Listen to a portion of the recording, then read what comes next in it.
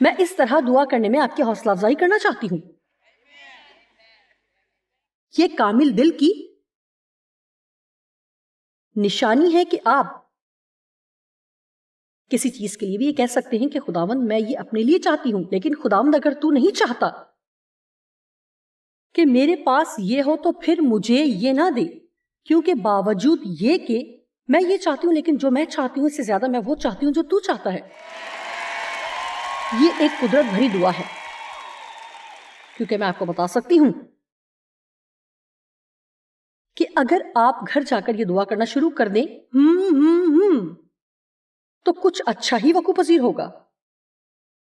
اب میرے پاس کامل دل کی 7 خصوصیات ہیں جو کہ آج میں آپ کو بتاؤں گی اور ان کے بارے میں بات کروں گی. مجھے معلوم ہے کہ ڈیو پہلے ہی سے ہنس رہے ہیں، کیونکہ زیادہ تر یہ ہوتا ہے کہ میں 2 یا 3 سکھاتی ہوں اور پھر باقی تیزی سے سکھاتی ہوں، لیکن کسی بھی طرح ہم یہاں تک پہنچیں گے. دیکھیں خدا کیا کرتا ہے.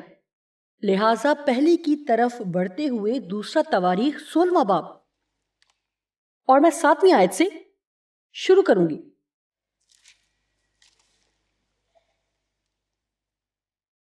اس وقت حنانی غیب بین جو کہ نبی تھا یہودا کے بادشاہ آسا کے پاس آ کر کہنے لگا، چونکہ تو نے ارام کے بادشاہ پر بھروسہ کیا اور خداوند اپنے خدا پر بھروسہ نہیں رکھا، اسی سبب سے ارام کے بادشاہ کا لشکر تیرے ہاتھ سے بچ نکلا ہے، کیونکہ اس نے خدا کے بجائے انسانی بادشاہ پر بھروسہ کیا تو وہ جنگ ہار گیا.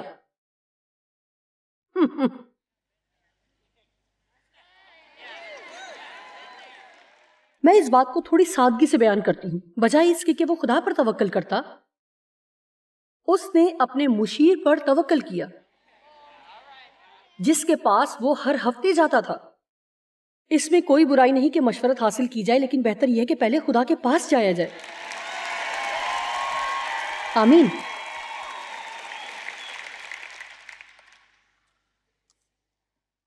کیا کوشی اور لوبی امبو کثیر نہ تھے جن کے ساتھ گاڑیاں اور سوار بڑی کثرت سے تھے؟ تو بھی چونکہ تو نے خداوند پر بھروسہ رکھا اس نے ان کو تیرے ہاتھ میں کر دیا. اب وہ اسے جنگ کے دوران کے ایک اور وقت کی بات یاد دلا رہا ہے جب اس نے کہا تم نے وہ جنگ جیتی جبکہ وہ تعداد میں کثیر تھے، کیونکہ تم نے خداوند پر بھروسہ کیا. جانتے ہیں کہ اگر ہم خداوند پر بھروسہ کرتے ہیں تو جنگ چاہے کتنی ہی بڑی کیوں نہ ہو، لیکن خدا سے سب کچھ ہو سکتا ہے.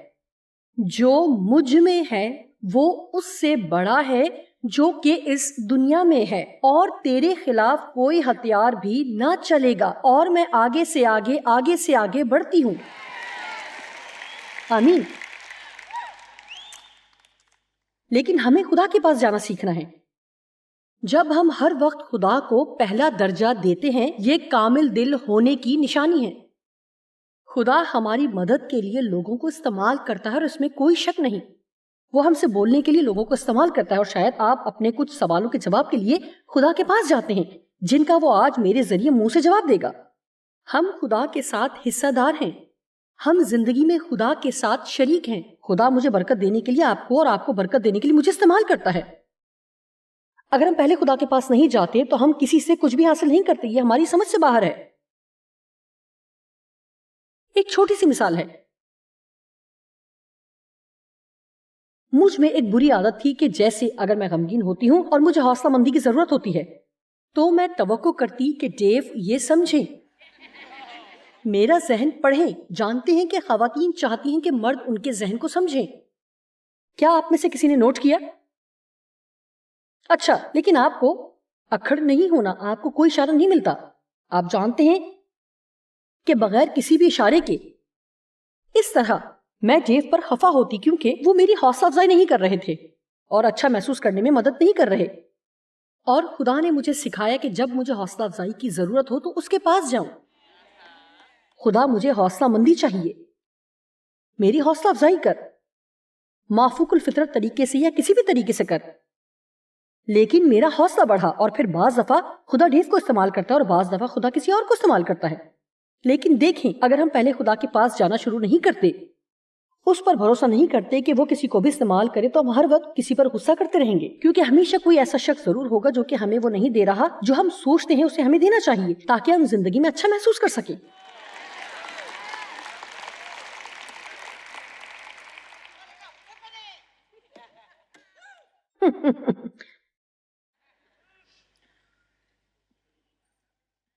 اب وہ نویں آیت میں کہتا ہے کیونکہ خداوند کی آنکھیں ساری زمین پر پھرتی ہیں.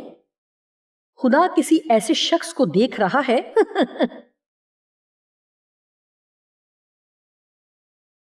تاکہ وہ ان کی امداد میں جن کا دل اس کی طرف کامل ہے یا بے الزام ہے اپنے تئیں کوی دکھائے. اور جانتے ہیں کہ اس لیے خداوند کی آنکھیں زمین پر پھرتی رہتی ہیں تاکہ کامل دل والوں کی تلاش کرے. وہ کامل عمل کرنے والوں کو نہیں بلکہ کامل دل والوں کو دیکھتا ہے، اور جب خدا تلاش کر لیتا ہے تو وہ کہتا ہے میں تیری زندگی میں اپنی طاقت دکھاؤں گا. آمین. کامل دل. ایسے لوگ بھی ہیں جو اچھے ہونے کا دکھاوا کرتے ہیں لیکن ان کے دل واقعی بدبودار ہوتے ہیں. بپھرے دل رکھتے ہوئے مذہبی رویہ رکھنے سے خداوند کو نفرت ہے. آمین. وہ ہر بار چرچ جاتے ہیں لیکن وہ جو خداوند کی حضوری میں آ سکتے ہیں یا اس کے مقدس پہاڑ پر آتے ہیں زبور 24 کے مطابق، یا وہ جن کے ہاتھ صاف اور دل پاک ہیں. خدا چاہتا ہے کہ ہم درست کام کریں لیکن یہ سب پاک دل رکھتے ہوئے کریں. اگر ہم صرف اچھے کام کریں اور ہمارے دل پاک نہ ہو تو پھر ہم جو کچھ بھی کرتے ہیں خدا کے لیے اس کی کوئی اہمیت نہیں. بہت سادہ سی مثال ہے، متی 6 باب یہ سب جگہ استعمال ہوتی ہے. جب تم دیتے ہو تو ریاکاروں کی مانند اپنے آگے نرسنگا نہ بجوا تاکہ لوگ ان کو دیکھ سکیں. اس لیے جب ہم دیتے ہیں تو اپنے آپ کو متوجہ کروانے پر غور نہ کریں. جب ہم لوگوں کے لیے اچھے کام کرتے ہیں تو ہم اپنے لیے توجہ نہیں چاہتے. جب ہم دعا کرتے ہیں تو توجہ حاصل کرنے کے لیے نہیں کرتے، کیونکہ جو کچھ میں کر رہی ہوں وہ کسی دوسرے کے لیے کر رہی ہوں کیونکہ میں ان سے توجہ حاصل کرنا چاہتی ہوں. پھر میں کسی طرح سے بھی یہ خدا کے لیے نہیں کر رہی، میں نے خدا کو پیچھے چھوڑ دیا. لیکن جو کچھ ہم کرتے ہیں اگر خدا کے لیے کرتے ہیں تو بائبل کہتی ہے کہ خدا لوگوں کے سامنے ہی ہمیں اجر دے گا. لیکن اگر ہم یہ سب لوگوں کو متاثر کرنے کے لیے کرتے ہیں تو پھر متی 6 باب میں بائبل کہتی ہے کہ تم اپنا اجر پا چکے. ایک کہانی جو میں بتاتی ہوں، اور میں نے تھوڑی سی نہیں بتائی لہٰذا میں آج بتاتی ہوں. بہت سال پہلے میں ایک جگہ پر اپنے ناخن سیٹ کروانے جایا کرتی تھی، اور ایک دن ایک لڑکی میرے ناخنوں پر کام کر رہی تھی اور ایک اور لڑکی میرا کام ختم ہونے کا انتظار کر رہی تھی. اور باتیں کرتے ہوئے اس نے کہا کہ وہ کینسر کے یونٹ میں نرس ہے. بات چیت کے دوران ہم نے اندازہ لگایا کہ ہم سب مسیحی ہیں، اور اس نے کہا کہ لوگوں کو ایسی حالت میں دیکھنا اور ان کو یسوع کے بارے میں بتانے کے قابل نہ ہونا بہت ہی مشکل ہوتا ہے، کیونکہ ہمیں اجازت نہیں کہ ہم یسوع کے بارے میں کچھ بتائیں، جبکہ یہ بہت مشکل ہوتا ہے کہ ہم انہیں یسوع کے بارے میں کچھ بتائیں. اور میرے پاس چھوٹی سی مصنوعی ہیرے کی بنی یسوع کی پن تھی، اور میرے ذہن میں ایک خیال آیا کہ یہ مجھے اسے دے دینی چاہیے، کیونکہ اگر وہ اسے اپنے یونیفارم پر لگائے گی تو پھر جب وہ مریضوں کی طرف جھکے گی تو وہ ضرور اس نام کو دیکھیں گے، اور یہ نام ان کے لیے برکت کا باعث ہوگا. لہٰذا میں نے محسوس کیا کہ مجھے یہ رازداری کے ساتھ کرنا چاہیے، لیکن میں نہیں جانتی تھی کہ کیسے کروں، کیونکہ وہاں ایک اور لڑکی تھی جو میرے ناخنوں کا کام کر رہی تھی.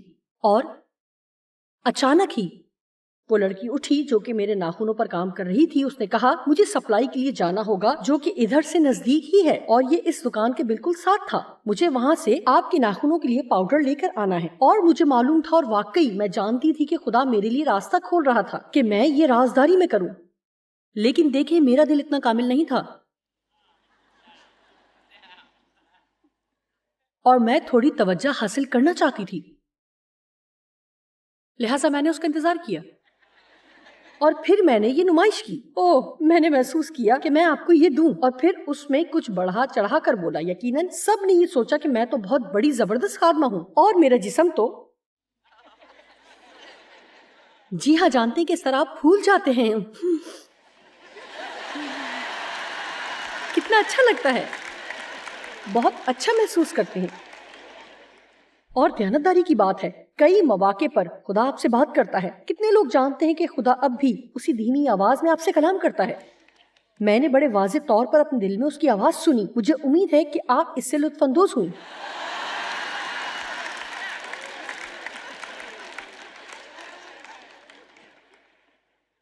کیونکہ یہی آپ کو مل رہا ہے. اس طرح سے ہم اچھے کام کر سکتے ہیں.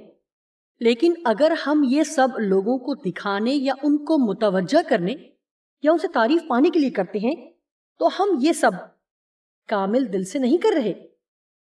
جب آپ کچھ اچھا کرتے ہیں تو شاید دوسرے آپ کو دیکھ سکتے ہیں، لیکن یہ آپ کا مقصد نہیں ہونا چاہیے. ہاللیلویا. کتنے جانتے ہیں کہ جسم کو دکھاوا پسند ہے؟ ہمارا بدن تالیوں کو پسند کرتا ہے. اوہ، میرے لیے بہت تالیاں بجائی جاتی ہیں اور میرا جسم یہ پسند کرتا ہے.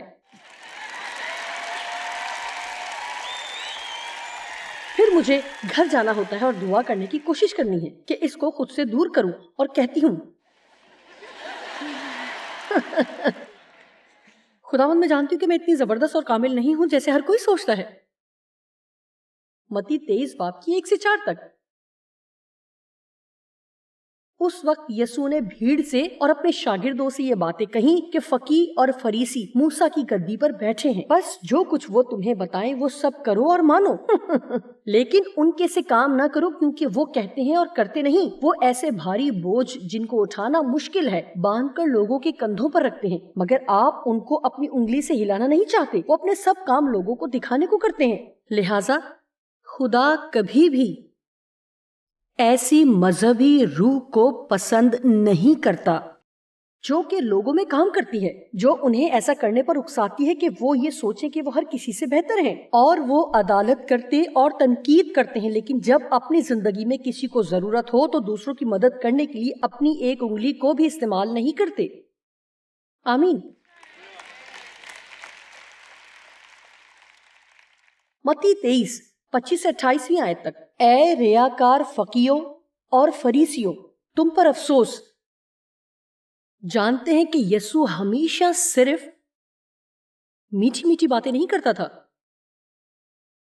اے ریاکار فقیوں اور فریسیوں، تم پر افسوس کہ پیالے اور رکابی کو اوپر سے تو صاف کرتے ہو مگر وہ اندر لوٹ اور ناپرہیزگاری سے بھرے ہیں، یعنی وہ اندر اور باہر سے بالکل مختلف ہیں.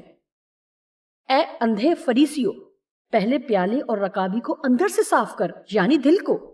پہلے پیالے اور رکابی کو اندر سے صاف کر کہ اوپر سے بھی صاف ہو جائیں. دیکھیں کہ وہ ہمیں کیا کہہ رہا ہے. اگر ہم میں راست دل ہوگا تو وہ یہاں پر ظاہر ہوگا. ہمیں اپنے دل کی حالت پر غور کرنے کی ضرورت ہے، اور پھر اچھے کام اور اچھے مقاصد اس راست دل کی پیروی میں چلیں گے.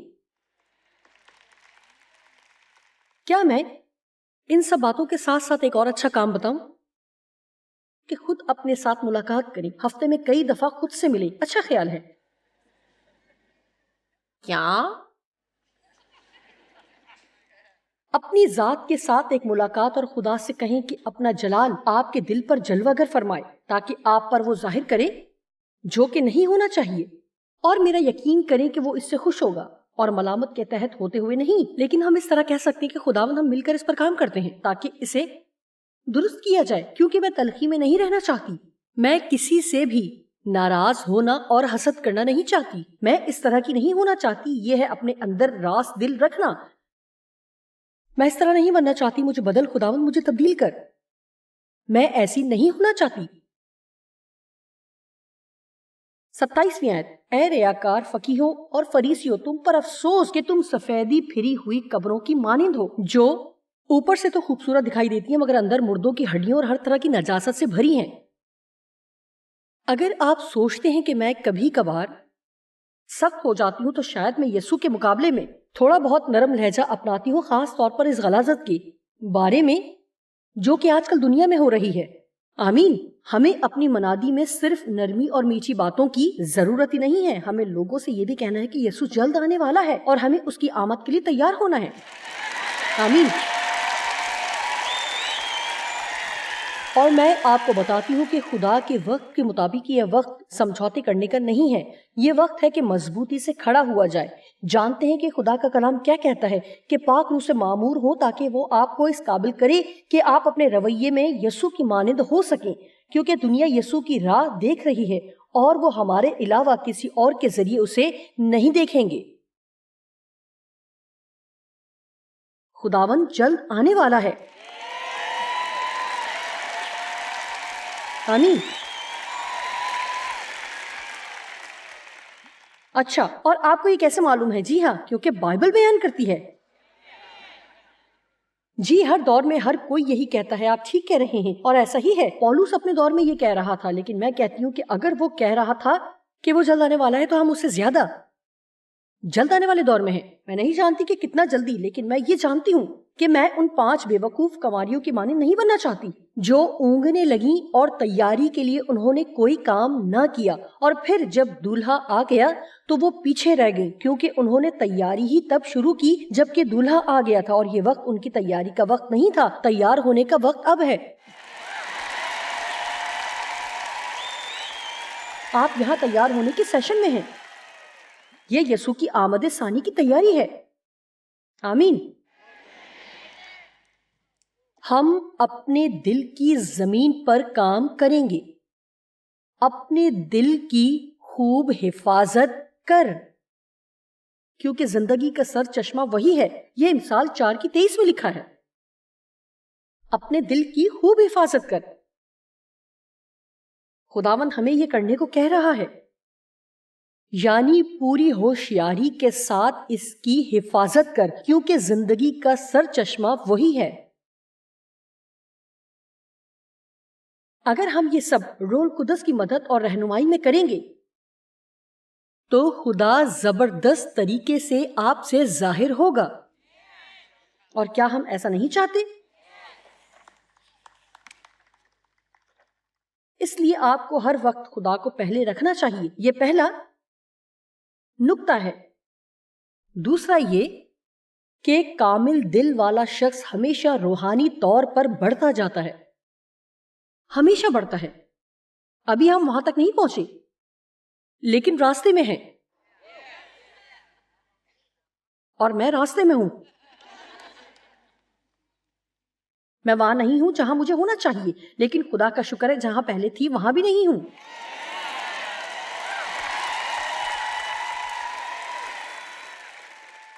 اور مجھے امید بخشتا ہے۔ متی 5:48 میں لکھا ہے، بس چاہیے کہ تم کامل ہو جیسا کہ تمہارا آسمانی باپ کامل ہے۔ لہذا کامل ہونے کا مطلب ہے خدا پرستی اور مسیح کی مانند بننے میں بڑھتے جانا۔ مجھے یہ بہت پسند ہے۔ آپ میں سے کتنے مسیح میں بڑھنا چاہتے ہیں؟ یقیناً آپ چاہتے ہیں، ورنہ آپ آج یہاں نہ ہوتے۔ آمین۔ یا آپ جس بھی مقصد سے آئے، اگر آپ بڑھنا نہیں چاہتے تو اب تک آپ چلے گئے ہوتے، کیونکہ میں سب کچھ بڑھنے کے بارے میں ہی سکھاتی ہوں۔ ٹھیک ہے، یہ بات ذہن میں رکھیں کہ آپ کے دل کی حالت بہت اہمیت رکھتی ہے۔ کامل دل رکھنے کا ہرگز یہ مطلب نہیں کہ ہمارا رویہ بھی کامل ہے۔ کامل دل کی ایک اچھی خصوصیت یہ ہے کہ یہ روحانی طور پر بڑھنا چاہتا ہے، اور جب آپ یہ کرتے ہیں تو آپ خدا سے توقع کر سکتے ہیں کہ وہ آپ کو اپنے آپ میں زوراور کرے۔